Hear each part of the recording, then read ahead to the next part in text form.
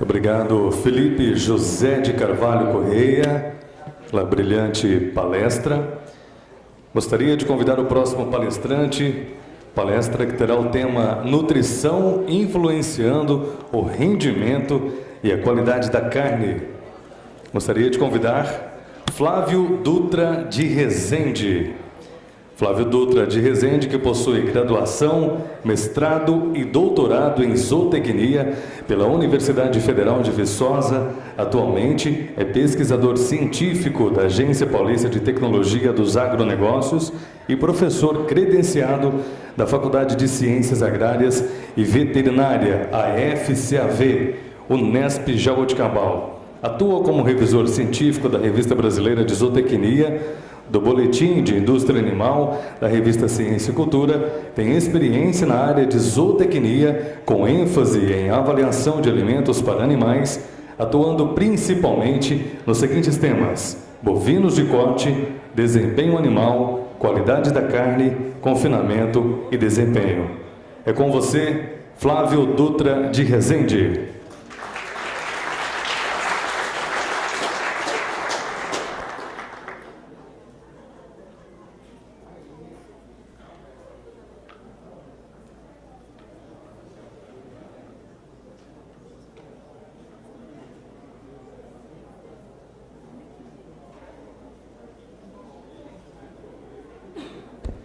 Enquanto colocamos a palestra do Flávio Dutra de Rezende, informamos mais uma vez, lembrando todos que os touros jovens identificados como melhoradores pelo teste de desempenho da Embrapa Cerrado já estão à disposição para vistoria nos currais do Tatersal 3. O leilão será sábado, dia 10, a partir das 13 horas, com transmissão pela internet no site Programa Leilões.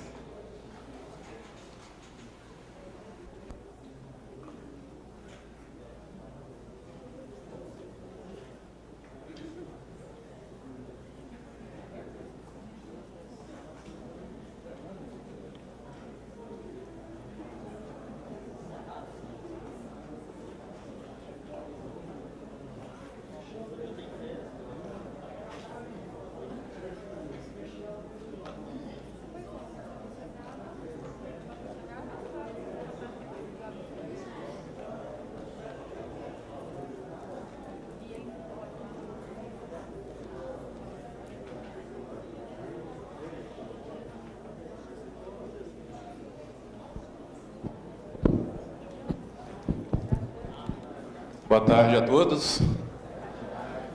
Gostaríamos, primeiramente, de agradecer a organização aqui da Goiás Genética pela oportunidade de estar conversando aqui um pouco com vocês.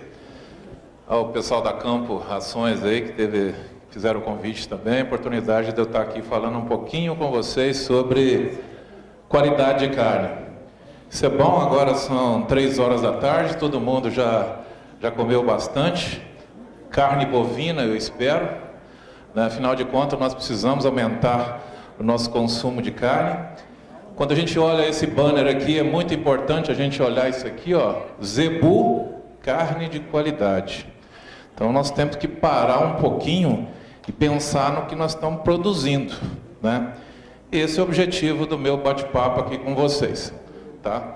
Então, primeiramente, a gente vai abordar um pouquinho, fazer um pouquinho do cenário, como que está a coisa.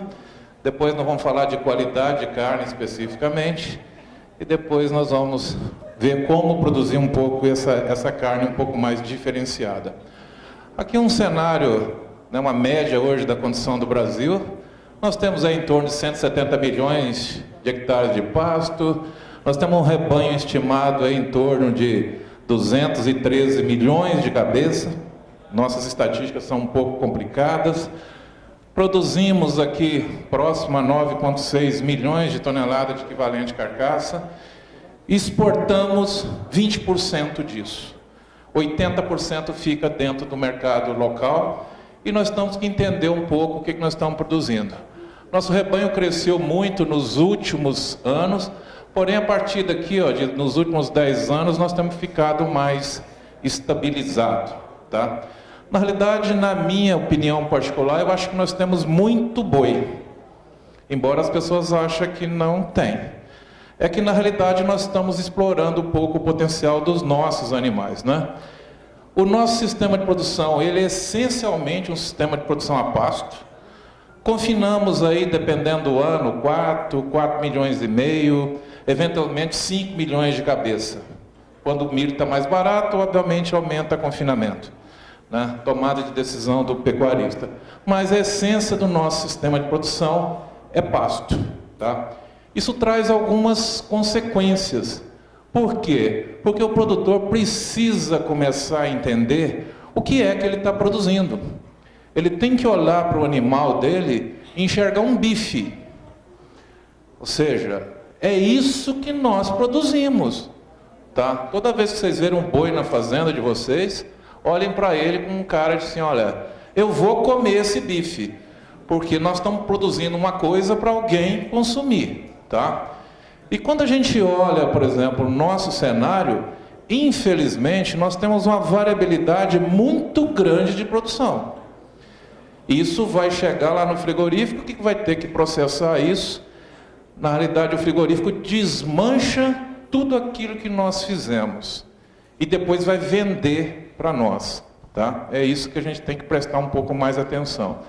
E quando a gente fala em produzir, nós temos cenários diferentes. Nós estamos produzindo para quem? Quem é que vai consumir essa carne nossa? Isso vai diferenciar preço, ou seja, eu tenho mercados de todo jeito. Por exemplo, eu posso ter esse gordinho aqui que gosta de ir numa churrascaria e gosta de comer uma picanha gorda. Mas, por outro lado, eu posso ter uma senhora como essa aqui, que tem preferências totalmente diferentes. E nós temos que enxergar isso e nós temos que montar os nossos modelos de produção para atender esses mercados que são diferenciados, tá? E quando a gente pensa nisso, infelizmente a cultura do brasileiro, da grande massa consumidora de carne, ainda não consegue diferenciar o que é efetivamente qualidade de carne.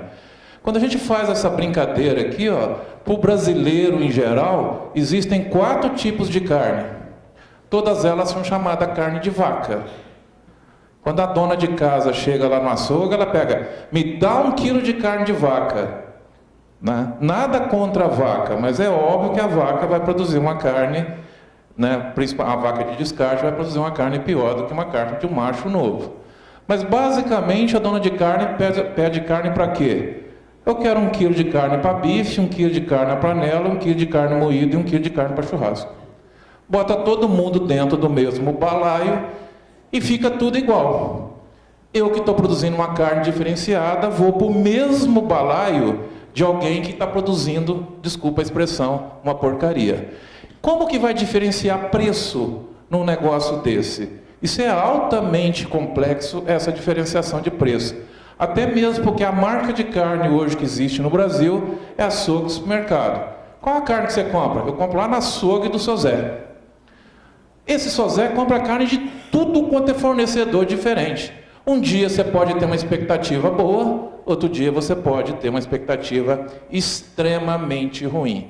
Quando a gente passa a ter expectativas e atendimentos totalmente diferentes, como é que nós vamos fomentar uma cadeia do tamanho da nossa, que é gigante, de um programa que é focado em qualidade de carne? Tá? E olha que a gente vai olhar o nosso panorama do que nós estamos produzindo. Esse aqui é um cenário Brasil, esse aqui é um levantamento que nós fizemos aí com os dados da JBS, 2011, 2015. Ó. Olha a quantidade, a proporção de animais inteiro produzido a pasto. Praticamente 50% do boi a pasto inteiro. Quando a gente olha de animais confinados, representa 30% e 22% de animais castrados. E uma tendência de redução de animais castrados. E a gente sabe que o boi inteiro produz mais, ele ganha mais peso. Só que ele tem consequências. E nós precisamos entender isso. Nós temos que ter manejo adequado para trabalhar melhor com esse animal. Tá? Bem, quando a gente olha, por exemplo, esse panorama de peso, ó, vejam vocês, por exemplo, animal confinado, média 2015 aqui, animal morrendo próximo de 20 arrobas. Porém, quando você olha o animal castrado, o animal morrendo aqui com animal inteiro, a pasto, 19 arroba. Olha o peso dos animais castrados, praticamente 19 arrobas. Ah, mas o boi inteiro está morrendo próximo do boi castrado. Só que o seguinte, o pecuarista castra esse boi, sorta lá na fazenda e deixa o bicho ficar velho. Essa é a consequência. Estamos matando o boi, só que nós estamos matando o boi muito velho. E quando a gente olha a questão de qualidade de carne, estão vários fatores. Mas um fator especial, preponderante que a gente tem que ter é gordura. Ninguém aqui vai querer comer um contrafilé sem gordura, ninguém aqui vai querer comer uma picanha sem gordura. Tá? E quando a gente olha aqui a forma como é avaliado acabamento no Brasil, ou seja, ausente, escasso, mediano, uniforme, excessivo, tá? E aí a gente vê o que nós estamos fazendo. Veja o acabamento dos animais inteiro produzido a pasto. Ó. 94% desses animais produzidos a pasto, a média do JBS, são animais de acabamento ausente escasso, ou seja, não tem gordura. Uma pequena porção aqui de 5% chamada acabamento mediano. Nesse número nem aparece acabamento uniforme, ou seja, o animal está indo para o frigorífico sem gordura. Tá? Essencialmente o nosso sistema de produção a pasto. Quando a gente olha a idade média desses animais, ó, vejam vocês aqui, a quantidade, embora melhorou um pouquinho aqui nos últimos anos, animais de 0 a 2 dentes, ó, efeito da suplementação, que nós estamos fazendo muito, ou seja, estamos antecipando a idade de abate, mas ainda existe uma fração muito grande de animais abatidos aí com 6, 8 dentes de idade. Isso no padrão de qualidade de carne não dá. Eu não consigo produzir uma carne de qualidade de um boi velho, tá? Ou seja, isso é complicado. E a hora que a gente vai olhar os animais confinados, ó, olha a condição dos animais confinados. Praticamente, ó, 71% dos animais confinados mandados para o frigorífico têm acabamento de ausente escasso. Na realidade, a gente fala muitas vezes que o boi está indo para o frigorífico, quando na realidade ele deveria estar indo para um confinamento. Mas Flávio, ele está pesado. Tá bom, ele está pesado, mas ele não está gordo. E isso é consequência de erros nutricionais que nós fazemos principalmente ao longo da recria desses animais. Tá? Em relação à idade média de abate desses animais inteiros confinados, está melhorando. Mas ainda existe uma fração aqui de animais velhos sendo confinados. Porém, quando a gente vai olhar, por exemplo, a condição de acabamento dos castrados, ó, melhora já bastante. Mas mesmo com um animal castrado, mais de 50% dos animais ainda são acabamento ausente escasso. Tá? Obviamente que já melhora aqui, mas quando a gente vai olhar a situação desses animais castrados e olhar a idade deles, ó, veja aqui, mais de 20% da turma batendo animais castrados, ó, tudo animais de 8 dentes. É fácil, eu castro esse animal que dá menos trabalho para mim, solto lá na fazenda e deixo ele erar. Ou seja, deixa o bicho ficar velho. Tá? Bem, esse é um cenário que nós temos. Basicamente é um cenário de quê? De problemas de idade e acabamento. Como que nós vamos produzir uma carne de qualidade se nós estamos trabalhando com uma carcaça sem gordura e velha? Ou seja, são os dois parâmetros que a gente tem que mexer. E quando a gente olha em mexer nisso, para mexer nesses dois fatores, a única forma que tem de resolver isso é comida. Eu tenho que saber tratar desses animais, tá certo? Quando a gente olha, por exemplo, o sistema de avaliação do mercado americano, tá? De qualidade americana, que é uma referência para nós, quais são os dois? Essa aqui é a carne top deles, ó, a chamada carne prime. A gente fala, quando a gente eventualmente vai para os Estados Unidos, chega lá, eu vou comer uma carne prime. Comer uma carne prime nos Estados Unidos é igual enterro de anão. A gente sabe que existe, mas dificilmente a gente vê. Tá? Isso representa no mercado americano menos de 5%. Não é fácil fazer uma carne prime. Tá? O maior volume que eles têm aqui é choice, e principalmente um choice mais próximo aqui do select, principalmente porque quando a gente vai olhar o marmoreio, é o que vai definir isso aqui, essa carne tem pouco marmoreio, ou seja, tem pouca gordura entremeada, tá? Que é um padrão de avaliação quando a gente quer comer uma carne mais saborosa. A gordura é fundamental nesse processo, tá? Outro fator importante é a idade. Quando eu junto idade com marmoreio, eu já começo a produzir uma carne de melhor qualidade.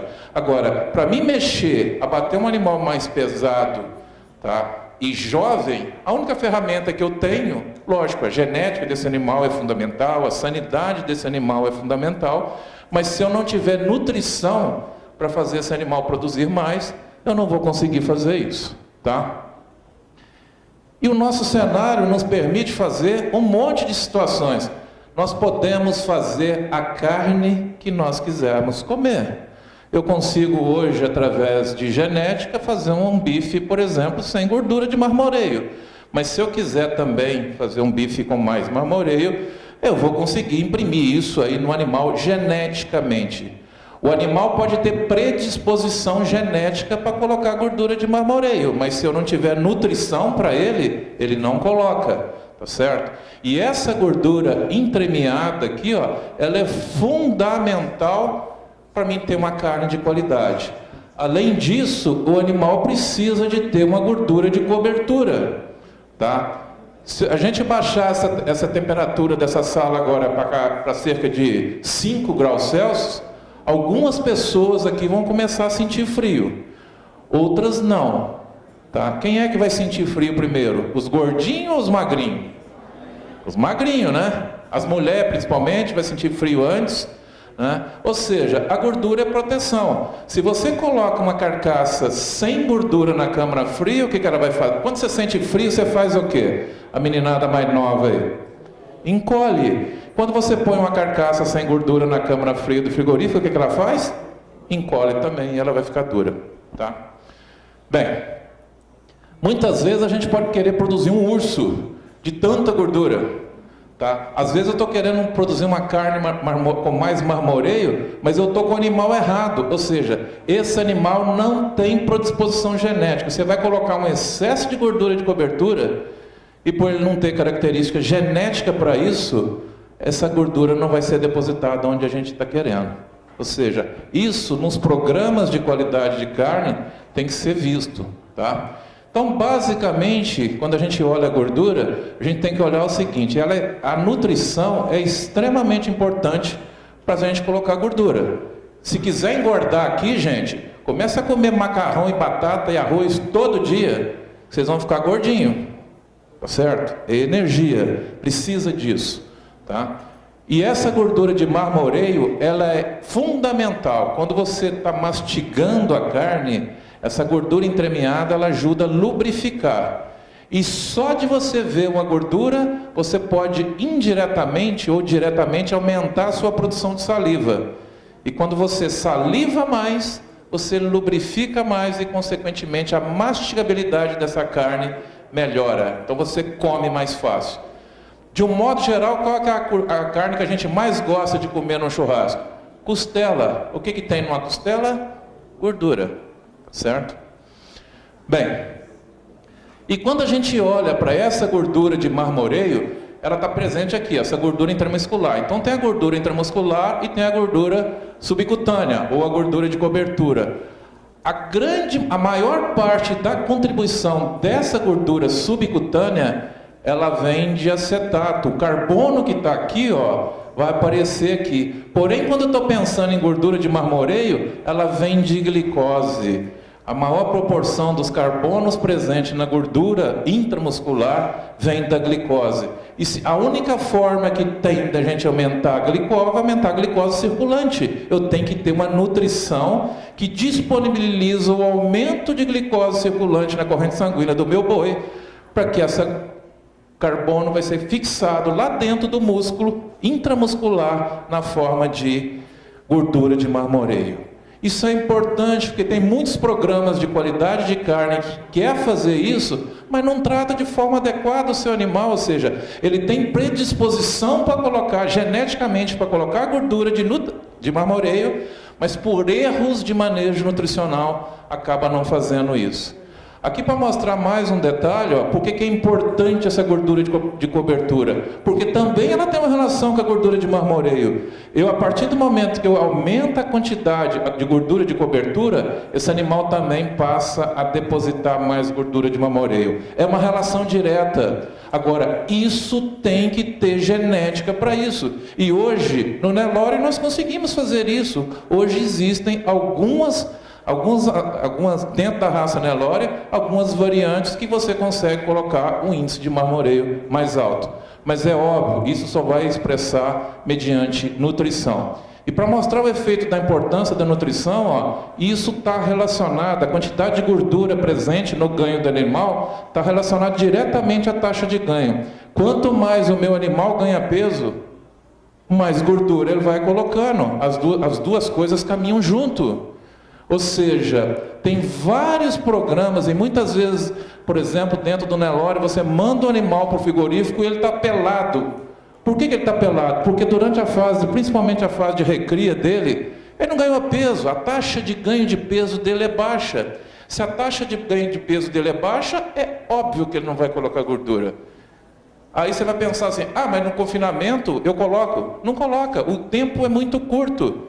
Tá? E isso vai fazer cada vez mais a gente continuar entregando esse animal sem acabamento. Aqui mais um exemplo de quando eu trabalho com restrição alimentar, por exemplo, ou seja, um animal que come menos e um que está comendo mais. É óbvio. Inspire-se na gente. Os gordinhos estão aí porque eles comem mais e gastam menos. Tá? E essa gordura, gente, ela é extremamente importante, porque o que a gente gosta na carne? Que ela seja macio, que ela seja saborosa, que ela tenha palatabilidade. Existe uma relação direta entre a gordura de cobertura e a classificação desses animais, da carne desses animais em relação à maciez, o sabor e a palatabilidade. Vejam vocês que quando eu tenho pouca gordura de cobertura, ó, olha a quantidade de 67% só. Conseguiu achar, essa carne tem algum sabor, tá? Maciez. Quando eu aumento a quantidade de gordura de cobertura, ó, o índice de refúgio diminui drasticamente, tá? Outro dado mostrando isso, a mesma coisa, menos de 6 milímetros. Agora, nós estamos produzindo animais inteiros a pasto, com gordura ausente, escassa. Como é que nós estamos querendo mexer com isso? E a gente falar de carne de qualidade? Nós estamos produzindo commodity. Sinto muito, é uma carne porcaria, tá? Perante a esse quesito de qualidade, tá? Mas aí você pode pensar, mas Flávio, o grande problema de colocar gordura na carne é que essa gordura é saturada. E a gente, quando vai no cardiologista, parece um crime quando a gente falar que a gente vai comer uma gordura saturada. Porque gordura saturada significa caixão. Você vai morrer se você comer uma gordura saturada. E a carne do bovino, ela realmente a concentração de gordura saturada nela é alta. Se eu pegar aqui desse trabalho com animais Nelore, ó, mais de 96% da carne desses animais era de gordura saturada, monoinsaturada. É uma gordura ruim? Depende da forma como eu enxergo ela. Tá? Porque quando eu passo a enxergar essa gordura como saturado ou poliinsaturado, que seria a gordura chamada boa, tudo bem. Agora, quando eu começo a enxergar, qual que é o grande problema da gordura saturada? É quando ela me causa aumento dos níveis de triglicerídeos, aumento do nível de colesterol sanguíneo.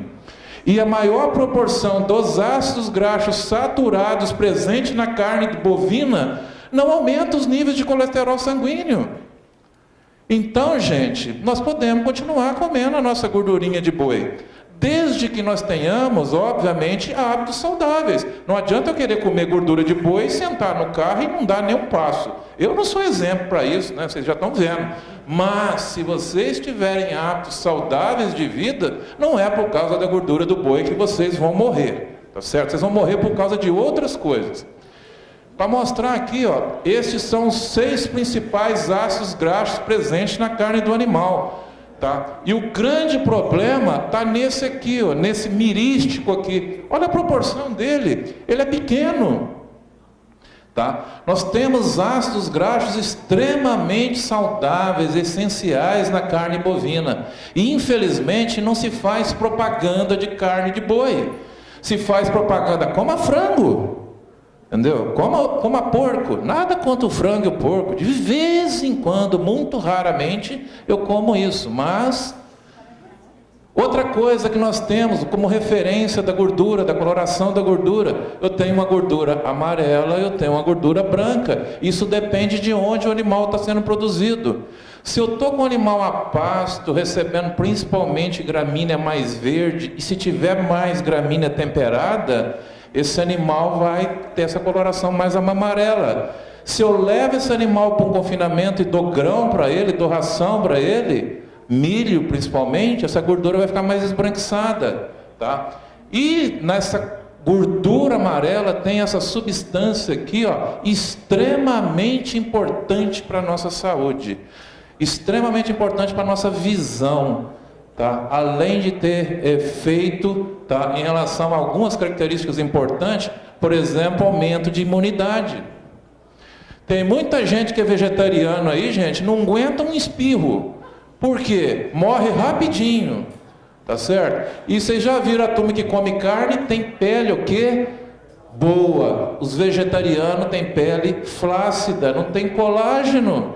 A hora que vai ficar velho, todo mundo fica velho. Depois vai gastar dinheiro lá, o Ivo Pitangui já morreu. Tem que achar um substituto para ele, tá certo?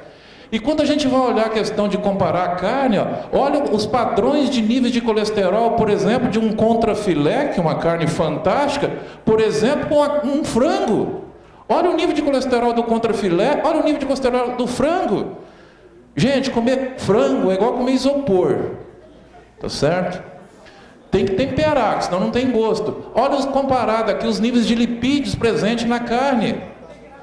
Ou seja, nós temos que pensar nisso. Tá? E mais ainda, quando a gente pensa nessa gordura, aqui ó, só para ler para vocês, ó, somente 1 grama a mais de gordura saturada do que um peito de frango sem pele. Sinceramente, eu prefiro comer isso aqui, tá? Outra coisa que tem importante, tá, são a relação dessa gordura em relação ao que tem de ômega 6 e ômega 3, tá? Todo mundo hoje, ômega 3, os cardiologistas aí, tá tudo falando nisso. O que importa nisso, gente, é a relação de um com o outro. Segundo a Organização Mundial de Saúde, essa relação tem que ser de 4 para 1 para baixo. Quando ela está mais alta do que isso, significa que essa gordura é uma gordura um pouco desequilibrada. Os nossos animais produzidos a pasto, essa relação é sempre abaixo de 4 para 1. Ou seja, extremamente saudável essa gordura, tá certo? E mais ainda, ó, esse CLA aqui, o chamado ácido linolênico conjugado, ele é só presente nesse tipo de carne e produtos derivados de ruminantes. Isso é essencial, isso é anticarcinogênico. Hoje as pessoas estão aí com uma série de problemas, tá certo? Temos que pensar nisso. Vamos fazer propaganda da gordura do boi. Só que o boi tem um negócio que se chama rumen. E a gordura que a gente dá na dieta para ele, chega no rumen, ela é biohidrogenada. Então aquilo que eu dei para ele que era insaturado, fica saturado. Só que o processo de saturação dessa gordura não é tão traumático assim, ó. Aqui mostrando o que é na dieta, o que tem na digesta, ó, hidrogena tudo. Só que em função de algumas enzimas presentes lá no tecido, onde está depositado no músculo, ela é desaturada, ou seja, eu consigo pegar um ácido graxo que é monoinsaturado, saturado, e transformar pelo menos num ácido graxo monoinsaturado. E esse ácido graxo monoinsaturado, ele não aumenta os teores de colesterol sanguíneo, tá? Mais um dado aqui, ó, olha os teores da relação ômega 6, ômega 3 de animais bovinos, tá? Olha o que tem na manteiga, olha o que tem na carne de frango, extremamente desbalanceada, do ponto de vista da gordura presente nesses dois produtos, tá certo? Bem, outras coisas em relação à composição da carne, é óbvio que tem elementos essenciais para a nossa nutrição. Se você consumir, por exemplo, um simples bife, tá? De 100 gramas de carne, praticamente a metade da sua exigência diária de proteína já foi atendida por um simples bife de 100 gramas. Imagina, eu estou vendo 2 caboclos aqui na frente que devem comer meio quilo de carne por dia. Ou seja, está sobrando proteína. Aí dá problema de ácido úrico, né? Mas nós temos na carne elementos extremamente importantes, por exemplo, selênio, por exemplo, ferro. Tá? Por isso que vegetariano normalmente é anêmico, é pálido. Você olha para o sujeito e parece um papel branco, não tem cor. É óbvio, tá certo? Bem, e aí voltamos ao que interessa, né? Nós podemos produzir gordura. Por que essa gordura é importante? Ela não é ruim. Ela não é ruim para nós podemos trabalhar bem isso. Agora, eu não quero isso aqui, eu não quero isso aqui. Eu tenho que procurar pelo menos uma carcaça com acabamento, tá, mediano, uniforme. E para fazer isso a gente precisa de dar nutrição para os nossos animais, tá? Todo consumidor, todo, sem exceção, compra carne pela aparência. Você chega na gôndola do supermercado e você olha. Se você está comprando uma picanha, você olha 2 coisas. Estou vendo aqui um monte de alunos, tá? Os alunos olham preço. Primeira coisa, tá certo? Depois vai ver outras coisas, né, João? A gente já foi dessa fase, então a gente sabe como é que é. Mas a coloração, a presença de gordura é fundamental na tomada de decisão do consumidor, independentemente do poder aquisitivo dele. Bem, essa senhora, a capacidade que ela tem de comprar, vocês imaginem que nós tenhamos aqui na plateia 5 produtores e cada um produziu uma bandeja de carne. De qual bandeja ela vai pegar? A partir do... Não, esquece o mais barato, tá? Calma. Vamos pensar que o poder aquisitivo das pessoas está melhorando. As pessoas vão tomar a decisão, óbvio, pelo preço, isso é fundamental, mas vão olhar a aparência. Quando ela olha a aparência, ela tem 2 variáveis para ela poder enxergar: cor e gordura, porque senão ela não compra. Imagine que você está produzindo uma carcaça que essa picanha não tem gordura. O que vai acontecer com ela na gôndola do supermercado? Vai ficar para o lado. Como é que o supermercado faz para vender esse negócio? Abaixa preço. Se abaixa preço, mexe no valor da nossa arroba, gente. Isso é uma relação direta, tá certo? E às vezes a gente não pensa nisso. Imagina vocês entregando uma carcaça com acabamento ausente, ou uma carcaça com acabamento uniforme. Aqui eu tenho uma referência direta. Eu vou produzir esse contrafilé ou contrafilé lá da direita. Qual que vocês querem comprar? Maurício, qual que você vai comprar?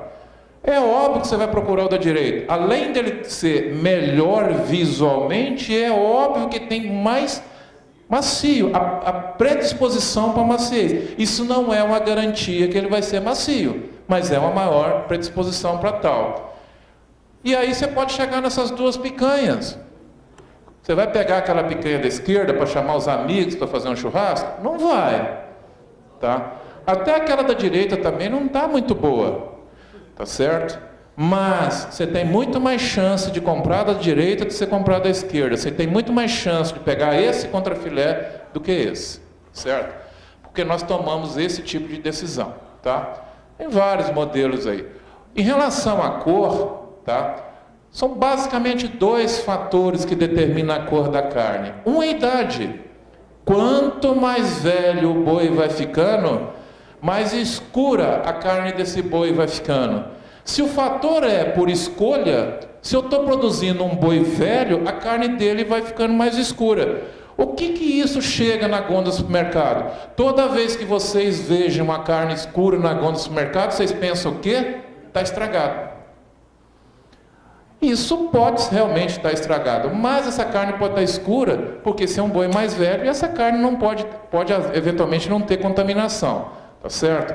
Aqui, por exemplo, animais da mesma raça batido 10 meses de diferença um do outro. Ó. Quanto mais jovem ele é, mais clara essa carne. E ela vai escurecendo com o passar do tempo, tá? Outro fator que determina a coloração da carne é o pH. Mas que diabo de pH que é isso? Tá? pH, ele vai fazer, gerado o abaixamento do pH da carne pela produção de ácido lático. Alguém aqui já tentou fazer exercício sem estar preparado? Muitos aí podem fazer isso, e quando vai dar dor lá na perna, é geração de ácido lático. E é isso que faz esse pH cair. E o pH da carne tem que ser baixo, tá certo? E aí você pode se deparar com um cenário como esse. Eu tenho esses dois contrafilés. Qual que vocês vão comprar, o da esquerda ou da direita? E aí nós estamos produzindo o da direita. Como é que faz para vender o da direita? Abaixa o preço, tá certo? A consequência, gente, é no nosso preço da arroba. Vários cenários, ou seja, nós temos que preocupar com isso. Mas qual que é o efeito que a nutrição vai estar nisso? Se você passa a suplementar seu animal na fazenda todo dia, você tem acesso aos seus animais todo dia. Esse animal fica mais manso ou mais agitado? Mais reativo? Mais manso. A hora que você vai mandar esse animal para o frigorífico, o risco desse animal entrar em estresse é muito menor. Consequentemente, eu tenho uma possibilidade de ter um animal mais tranquilo, e esse estresse é um dos fatores, é o fator que causa o não abaixamento desse pH da carne, ou seja, deixa essa carne com pH mais elevado, tá? E aí você pode ter um cenário como esse aqui, ó, uma carne escura e sem gordura. Quem é que quer comprar isso? Só aluno que quer fazer churrasco, onde está mais preocupado em beber cerveja do que comer carne, tá certo? Mas, se você está pensando num produto diferenciado, isso aqui, gente, mexe com a imagem.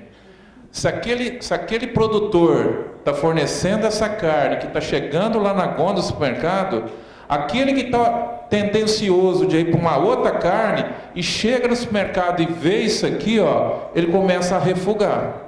Se ele começar a refugar, as vendas de carne vão cair. E é o que está acontecendo esse ano. Depois eu vou mostrar alguns dados para vocês pensarem nisso.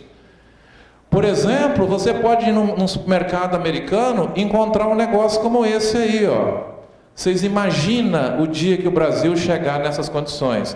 Se você não gostar da carne que você está comprando, eu garanto que vou devolver o dinheiro de volta para você. Traga o ticket e você pega o seu dinheiro e vai embora para casa.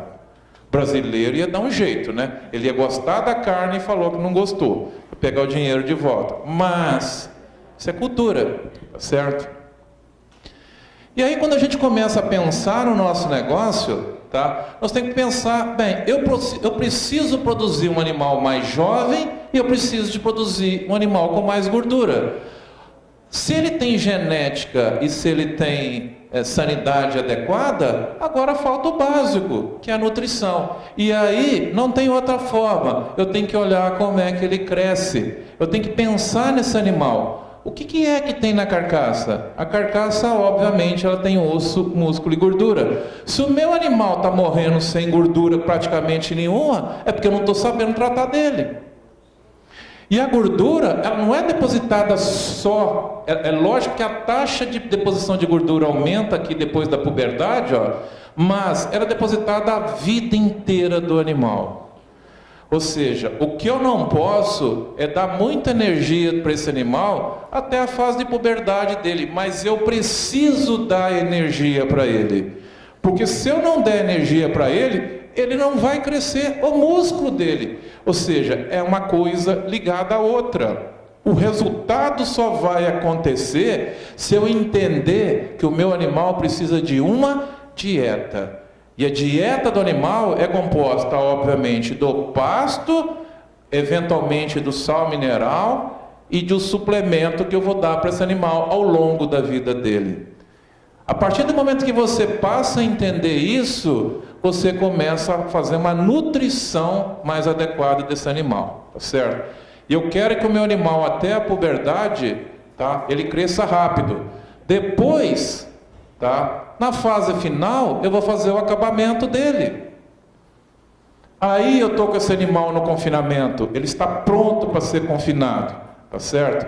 E aqui eu estou olhando a carne que eu quero produzir. Gente, nós temos que começar a pensar fora da porteira da fazenda. Eu tenho que pensar o que eu estou produzindo. tá certo? Eu tenho que ter como alvo isso. E o frigorífico, quando vai pegar o meu boi e vai desossar o meu boi, ele vai fazer exatamente o contrário. Ele vai desmanchar o meu boi. Tá bom, o que acontece com um boi inteiro quando ele fica mais velho? Ele aumenta a proporção de dianteiro, ele aumenta a frente dele. Consequentemente, onde estão os cortes comerciais de maior valor agregado? Aqui no traseiro. Então, se eu passo a ficar com o meu boi mais velho, ele vai dar maior proporção de dianteiro. Eu estou mexendo na conta do frigorífico, por quê? Ele paga a roupa como um todo. Tá certo? Um boi equilibrado seria um boi que tivesse pelo menos 50% de traseiro. Ainda não conseguimos produzir um boi só com traseiro. Mas o grande gargalo para a indústria frigorífica é o que ele vai fazer com o dianteiro. Certo? E rapidamente aqui, ó, em função até do meu tempo, o brasileiro está comendo menos carne. Isso é fato. Está caindo, ó. Consumo médio de carne em 2015, 30 quilos por habitante ano. Está despencando. Tem dados já para 2016 falando da ordem de 27 quilos. Muito bem. As nossas exportações, por enquanto, estão segurando isso. Só que o seguinte, ó, agora nós passamos a ter uma situação. Tá? Segundo esses dados aqui do Maurício, lá da AgroConsult, mostra o seguinte, isso aqui é as médias, tá, de fazendas. Só quem está ganhando dinheiro hoje no Brasil é quem está produzindo acima de 6 arroba por hectare ano. A média brasileira é 4. Tá? E aí, se a gente pensar numa lotação média no Brasil, matando um boi de 18 arrobas, ó, nós estamos produzindo aqui em torno de 4 arrobas por hectare ano. Quando eu desosso essas 4 arrobas por hectare ano, um rendimento de desossa de 76%, ou seja, lá no frigorífico, eu estou produzindo 48 kg de carne. Num consumo de 30 kg, 1 hectare de terra abastece 1,6 pessoas. Só que é o seguinte, esse cara está morto, ó. Ele não está ganhando dinheiro. Aí ele tem que aumentar a produtividade dele. Tá bom, se ele aumenta a produtividade dele, se o consumo permanece o mesmo, cada produtor hoje produzindo esse um boi mais pesado e mais novo, fazendo uma média de 12,6 arroba por hectare ano, 1 hectare é suficiente para abastecer praticamente quase 5 pessoas. Eu vou vender essa carne para quem? Eu tenho que pensar da porteira para dentro, que eu preciso ter produtividade, mas eu preciso de pensar da porteira para fora, porque se as pessoas não comerem essa carne, eu vou vendê-la para quem? Eu vou vendê-la barato? Se eu vender barato, eu não fecho as minhas contas. Ou seja, nós estamos num ciclo que nós precisamos pensar mais da porteira para fora e parar de pensar nisso aqui, ó. Nós temos que trabalhar junto, tá? Todo mundo tem que trabalhar junto e não cada um puxando para um lado, tá? E nós temos que pensar dentro da fazenda, principalmente no sistema de produção a pasto, ó, que eu tenho período das águas e que eu tenho período da seca. E que tanto faz se o boi está no período das águas como no período da seca, o meu boi precisa de comer uma dieta. Quando você está com seu boi lá no confinamento, você formula uma dieta para ele. Quando você está com seu boi no pasto, você acha que o pasto é soberano. E eu tenho que entender que isso muda, tá? É lógico que os cenários são diferentes, tá? Aqui só para mostrar para vocês uma diferença, ó, 2 situações aqui na época da seca. Está lá um animal, esse bicho aqui comeu 2,5 kg de ração por dia. Num período de 90 dias, ele consumiu 220 kg de ração. Tá bom, eu vou dar 900 kg de ração para esse boi de cá, ó, 10 kg por dia. Eu dei 4 vezes mais ração para ele. O que eu estou fazendo com isso? Eu estou pensando 2 coisas. Estou pensando da porteira para dentro produzir mais. Eu estou pensando da porteira para fora produzir uma carne um pouquinho melhor. Quando a gente olha isso aqui, ó, esse animal aqui, óbvio que ele comeu mais ração, ele produziu mais carcaça, é óbvio. Ao outro, ó, produziu 1,7. Eu gastei 4 vezes mais ração, só que ele produziu 4 vezes mais. E obviamente quando eu for vender isso aqui, ó, eu tenho uma receita 4 vezes maior. Só um exemplo, ó. Esse boi que comeu 2 quilos de ração aqui, ó, ele me deu uma receita da venda das arrobas que ele produziu de 234 quilos. Eu gastei com ele, ó, 221 quilos de ração. Se essa ração custar R$1 o quilo, sobrou nada. Agora esse outro aqui, ó, eu tenho uma receita com ele de R$938 e obviamente esse tipo de ração aqui hoje, a gente trabalha aí algo em torno de 80 centavos o quilo. Ou seja, eu consigo produzir, invisto mais e ganho mais, tá? E obviamente vou produzir uma carcaça com pelo menos um pouco mais de gordura, quando a gente pensa nisso. Olhando um pouquinho aqui, por exemplo, com fêmea, tá? Onde a gente suplementou essas fêmeas, ó. Aqui eu estou suplementando essas fêmeas com um proteico energético aqui no período das águas, ó. Pasto verde. Essa verde, essa linha verde aqui, eu dei milho para ela, 0,7%. Um eu dei 0,3%, outro eu dei 0,7%. Ou seja, eu estou fornecendo mais energia para uma fêmea que está no período das águas. E qual que é o benefício disso? É óbvio que ela está comendo mais ração, ela vai ganhar mais peso. Mas quando eu olho isso aqui, eu estou batendo um animal, uma fêmea dessa aqui com 420 quilos, só que é o seguinte, gente, essa fêmea tem muito mais rendimento.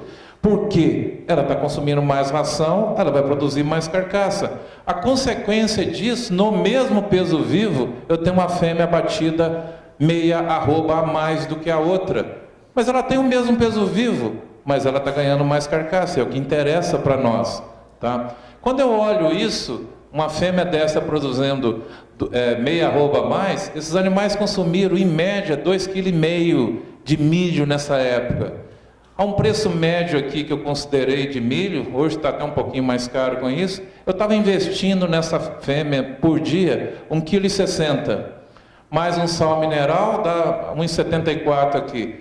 Num proteico energético, por exemplo, para esse cenário, a um preço de R$ 1,50, eu estou gastando aqui com ela R$ 1,50 por dia. Só que é o seguinte, aqui o que eu estou gastando nela por dia, aqui o que eu estou gastando nela por dia. O que ela está me fazendo aqui? Ela está me dando meia arroba a mais. Se eu pegar essa meia arroba a mais e vender ela no preço de macho, eu consigo pagar essa conta aqui do fornecimento de suplemento para ela durante 40 dias. Mas Flávio, você está falando agora que eu tenho que só dar milho? Não, eu tenho que formular uma dieta. Porque quando eu olho para esse cenário aqui, ó, esse é o cenário do pasto que eu tenho. Eu tenho um pasto verde com 16% de proteína e eu tenho uma categoria animal que eu preciso tratar dela. Ou seja, se eu pegar um produto, um sal aditivado, entendeu? Com mais energia agora, tá? É isso que importa. Isso é o importante. Nós temos que pensar na dieta. Não é igual em 100% dos casos. Tá certo? Com isso eu vou fazer uma carne melhor. Se ela comeu mais energia, ela vai botar mais gordura. Qual contrafilé que vocês querem comprar? Esse ou esse? Vocês vão procurar isso. Eu estou ganhando dinheiro e estou fazendo a coisa certa. Tá certo? Mais uma foto deles, ó. É uma questão de escolha. Eu posso ganhar mais dinheiro e produzir uma carne melhor, tá? Esse é o referencial que a gente está. E concluindo, tá? Rapidamente agora, vários são os fatores, tá? Que interferem na qualidade da carne. Isso não é de forma isolada, tá? A carne é um produto artesanal. Eu posso fazer tudo certo. Se eu errei no embarque do meu animal, eu perdi tudo. Eu joguei a genética fora, eu joguei a nutrição fora, eu joguei todos os fatores fora. E é obviamente que os aspectos nutricionais são importantes.